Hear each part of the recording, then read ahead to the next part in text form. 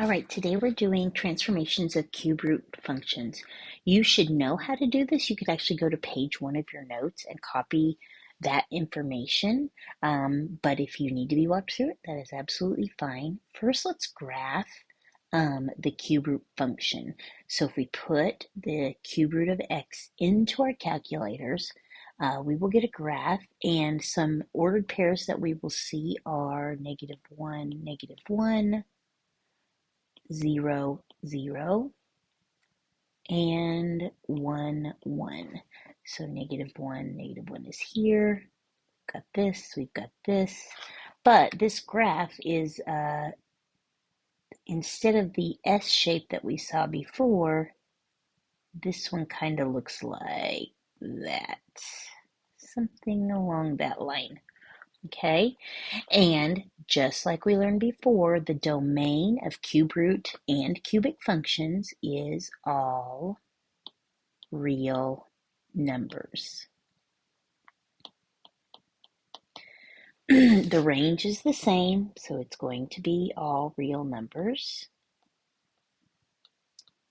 Abbreviate that. For the x-intercept for this guy, for the parent function, it's 0, 0, and then the y-intercept and the x-intercept are both 0, 0.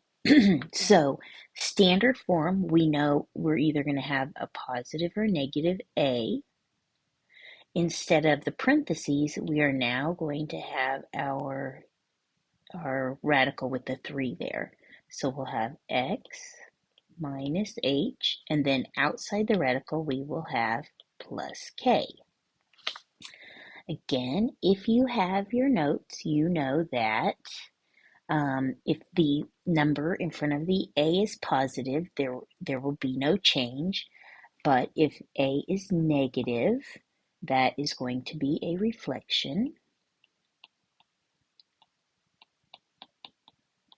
I don't have this part on your notes, but I want you to add it. If a is equal to 1, there is no stretch or no compression. If a is greater than 1, that's going to be your stretch. And if a is less than 1, there's your compression. As you know, or should know, move this a little bit. If the letter H is a negative number, that means we are shifting to the right. And if it is a positive number, we are going to the left. These are the ones that are always reversed. Also for the translation, if k is negative, we are going down. And if k is positive, we are going up.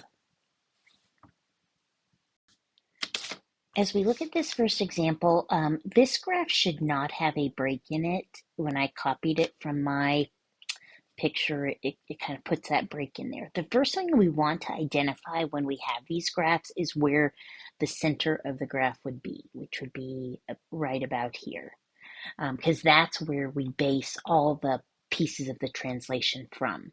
So if our parent function, we have that picture of it up above, we know that it translated right. And so we can count over, and we know that it went right by 2. It also went up, and 1, 2, 3, it went up 4. We can take a look at the parent function and see that the graph is still going the same direction, so it is not a reflection. And you can also see that it's really elongated, so this one would be a stretch, and which means it would not be a compression.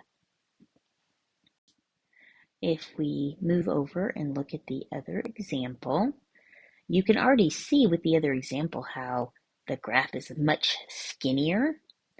The middle of the graph is really going to be right here.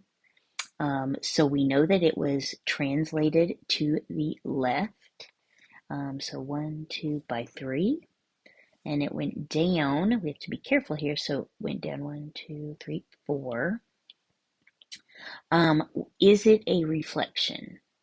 So again, it's going down this direction, which means it has a negative slope. So yes, it is a reflection, and it is not a stretch. It's really smushed, which means that we have a compression.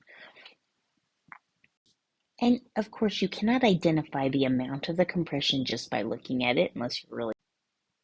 All right, let's look at the problems on the bottom. You can answer them on your own and come back and see if you got them right, or you can do them with me.